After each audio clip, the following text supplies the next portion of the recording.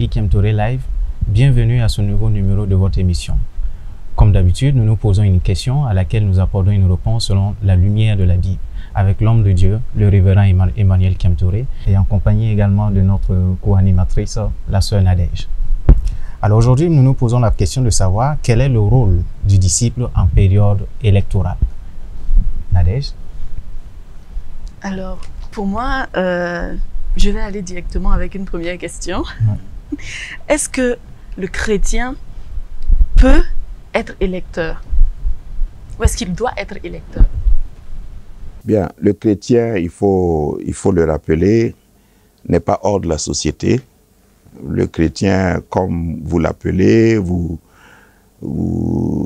avez tendance à trop sacraliser le mot chrétien. Le chrétien, c'est quelqu'un qui est d'abord un disciple de Christ. Et qu'est-ce que Christ a fait quand il était là? Il s'intéressait, il était impliqué, il était engagé dans les affaires de la société. Est-ce qu'un chrétien peut... parce que c'est deux questions à la fois. Le titre même de l'émission m'interpelle ou m'appelle à donner une première réponse. Le rôle du chrétien en période électorale. Il faut d'abord parler du rôle du chrétien avant élection, avant de parler de période électorale. Pourquoi il attend les élections pour jouer son rôle? Donc, le chrétien dans la société, comme nous avons dit dans un numéro précédent, est le sel, il est la lumière. Et la lumière ne peut pas jouer pleinement son rôle si elle est dans la lumière. Donc la lumière est plus efficace dans les ténèbres. Et si on voit la société comme corrompue, comme ténèbres, c'est justement là que la lumière a sa vocation pleine.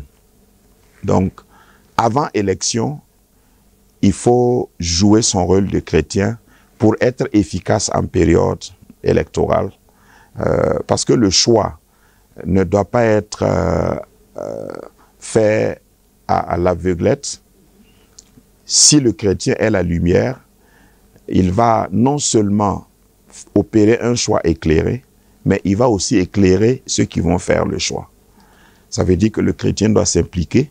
Si c'est ce qui vous intéresse particulièrement, il doit s'impliquer. Si c'est voter, il doit voter parce qu'il fait partie de la société et il est important. Je voudrais, avec beaucoup d'intérêt, vous ramener à la prière que Jésus a enseignée à ses disciples.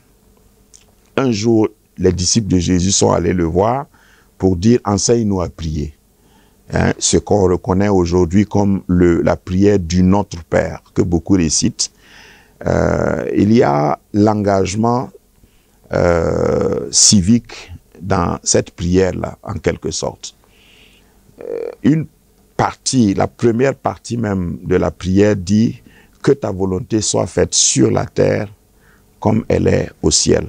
Avant cela, il est dit que ton règne vienne. Le règne, c'est quoi? Le règne dont on parle, qu'on évoque, c'est quoi? C'est l'idéal. C'est comment Dieu gère le ciel. Le ciel est parfait. Donc, une bonne prière chrétienne, c'est aspirer à ce que la terre reflète le ciel. Nous sommes là pour représenter le règne de Dieu sur terre. Et le règne de Dieu, ce n'est pas la méchanceté, ce n'est pas l'injustice, ce n'est pas l'élimination des adversaires politiques, c'est la paix. Voilà. Donc, voilà déjà le rôle. C'est pourquoi je dis, ce n'est pas seulement en période électorale que le chrétien doit jouer son rôle. Il doit jouer son rôle. Pour le chrétien, les élections, c'est tous les jours. Parce que si élection, c'est opérer un choix judicieux, il doit opérer des choix. Quand il va au service, il doit opérer un choix chaque jour. Quand il va éduquer ses enfants, c'est des choix qu'il opère. Voilà, c'est pas obligé d'attendre qu'on batte campagne avant de choisir. Voilà un peu, pour moi, le rôle d'un vrai chrétien pour ne pas monopoliser la parole. D'accord. Maintenant, supposons qu'on est effectivement en période électorale. Vous avez parlé du chrétien en tant qu'électeur. Il a le devoir même de s'impliquer parce que c'est son rôle en tant que sel de la terre et puis la lumière du monde. Et en tant que militant, il peut aussi battre campagne et puis s'opposer à un point de vue d'autres personnes. Donc, alors, on peut trouver de manière caricaturale des chrétiens dans des groupes différents. Oui, absolument. Et en ce moment, comment on se range en ordre de bataille avec, par rapport à l'information, par rapport au coup bas en politique, tout ça? Bon, ce que vous décrivez, c'est vraiment une caricature. Sinon, on n'est pas obligé de faire des coups bas quand on fait de la politique. Non, non. J'avais dit précédemment dans l'autre numéro qu'il y a ce qu'on appelle le politique et à ce qu'on appelle la politique. Le deuxième est au service du premier. Okay. Voilà. Il y en a qui utilisent le deuxième pour manipuler le premier. Le premier, c'est l'idéal. Le politique, c'est la question qui concerne la gestion, la cohésion, la préparation ou la prévision pour que la nation ou la cité, tout court, soit bien gérée. Donc, ceux qui font des coups bas, c'est ceux qui utilisent la pédale qu'on appelle la politique pour pouvoir... voilà. Sinon, quand vous parlez de différence, de toute façon, quand il n'y a pas de différence, on ne peut pas parler de choix. Et Dieu respecte la différence. La preuve est que nous trois qui sommes sur le plateau, on est différents. Voilà. Dieu, si on veut définir Dieu, Dieu est défini par la multiplicité. Il est défini par la variété. Donc, Dieu n'est pas contre le fait qu'on soit différent, pourvu que sa différence soit constructive. Voilà. Parce que ma différence, pour m'exprimer dans ma différence, il faut que je te complète. Et il faut que tu me complètes. C'est ça l'idéal de la différence. Donc, normalement, quand on va en politique, même en campagne, le fait qu'on ait des idées différentes, ça doit nous amener à ensemble construire. Ça ne doit pas nous amener à nous éliminer mutuellement. Mais est-ce qu'un chrétien peut-il battre campagne à l'église? Non, l'église n'est pas la plateforme indiquée pour battre campagne. L'église est le lieu de rassemblement de tous les partis. Si vous voulez rester dans les termes de votre sujet, l'église, c'est la maison de Dieu. Et à l'instar du monde, hein, la Bible dit, Dieu fait pleuvoir sur les bons et sur les méchants.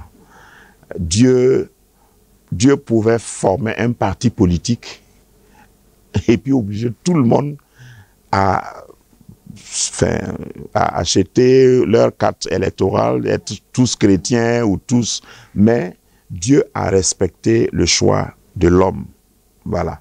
Donc, il ne faut pas venir à l'église vouloir ou prétendre être le meilleur parti, battre campagne. On ne peut pas battre campagne en disant, bon, les autres sont bons, mais nous aussi on est bons. Celui qui bat campagne exclut les autres. Donc, ça ne doit pas se faire à l'église. À l'église, on cohabite. À l'église, tout le monde est enfant de Dieu. Vos opinions politiques, à la différence de ce qui se passe hors de l'église, de ceux qui ne croient pas en Dieu, vos opinions politiques, comme j'ai défini tout à l'heure, doivent être dans le but de vous compléter. Okay. Pas de vous combattre. Ouais. Okay. On a vu souvent dans certains pays, justement, certains responsables religieux, certains pasteurs, certains hommes de Dieu donner des consignes électorales à leurs fidèles. Soit disant que le candidat, il est chrétien, il va les aider, ou encore que le candidat est le choix de Dieu selon sa révélation. Que pensez-vous de cela? C'est très dangereux et c'est immature, à mon sens. Parce que Dieu aime tout le monde. En tant que pasteur, tous ceux qui vont venir, qui sont des candidats, à quelque appartenance politique que ce soit, je dois prier. Et j'ai toujours dit, ma main est tendue comme ça, et ma main ne suit pas quelqu'un. Si je dois jouer bien mon rôle en tant que pasteur, je dois tendre ma main, et tous ceux qui vont venir sous ma main, je les bénis, Voilà. Mais quelqu'un ne doit pas venir monopoliser ma main. Ok. Voilà. Ma main représente Dieu et ma main est conduite par Dieu. Donc, si toi, tu es un candidat à quelque poste que ce soit, si tu viens, je te bénis. Si ton adversaire vient derrière toi aussi, je le bénis. Voilà, c'est ce que Dieu a comme position. Ok. Voilà, parce que quand vous pensez que tous les candidats peuvent prier et Dieu les écoute exactement de la même manière. Ce qui va différencier dans l'exaucement, c'est celui qui fait la volonté de Dieu qui va être béni. C'est-à-dire que un chrétien donc peut voter pour un candidat quelconque Oui. qui n'est pas chrétien, et puis face à un autre candidat qui est chrétien. Oui, bon, je pense que sur le jeu électoral, sur l'échiquier, on n'est pas en train de parler de convictions religieuses, on est en train de parler d'idées, hein, de programmes politiques, comment gérer, et c'est ce qui est plus pertinent, celui qui est pertinent, qui va avoir mon adhésion. Normalement, c'est comme ça. Voilà. Si ce n'est pas manipulé, si ce n'est pas truqué, c'est comme ça que ça doit se faire. Si je suis pour une société de justice, de paix, d'équité, celui qui va venir avec ces termes-là dans son programme, ces objectifs dans son programme, c'est lui qui doit retenir mon attention. Voilà. Et si il se trouve que mon pasteur est candidat, j'exagère, et puis lui, il vient, il parle de... dans ce quartier-là, ou dans cette ville, tous ceux qui sont pauvres, on va les évacuer vers le sud ou vers le nord. Ça peut être un programme politique. Oui. Bien sûr que moi, je ne vais pas le voter parce que moi, je suis pour l'équité. Je suis pour la chance pour tout le monde. Je suis pour la paix pour tout le monde. Je suis pour l'égalité. Donc, si quelqu'un vient dire pour que le pays soit en paix, il faut envoyer tous ceux qui ont 1,50 m vers le sud et garder seulement ceux qui ont 1,80 m. Comme ça, on va, par exemple, Oui. puisque c'est Dieu qui nous a tous créés. On n'a pas la même taille, on n'a pas la même corpulence, on n'a pas la... Voilà, c'est ça la différence. Mais Dieu a voulu un monde différent. Dieu a voulu que nous respections le prochain. Dieu a voulu que nous gérions de manière à ce que qui que tu sois, tu aies les mêmes chances. Voilà, parce que quand il fait lever le soleil, il n'y a pas un quartier qui est dans la nuit, dans la même ville, et voilà, un autre quartier qui est dans le jour. Ça, c'est ce que Dieu fait, l'équité. Dieu est égal. Il donne 24 heures aux pauvres, il donne 24 heures aux riches. Il donne 24 heures à celui qui est éduqué, il donne autant à celui qui n'est pas éduqué. Le paresseux à 24 heures, celui qui travaille beaucoup à 24 heures. Ça, c'est la partie équité de Dieu. Et c'est ce que nous devons reproduire si vraiment nous prétendons que nous sommes chrétiens. Voilà. Merci énormément, révérend. Merci, Nadège. Alors, chers amis, nous sommes à la fin de cette émission. Et j'espère que vous allez continuer la discussion chez vous à la maison et que les lignes qui ont été dites ici vous éclaireront sur cette quête-là. À bientôt pour le prochain numéro. Au revoir.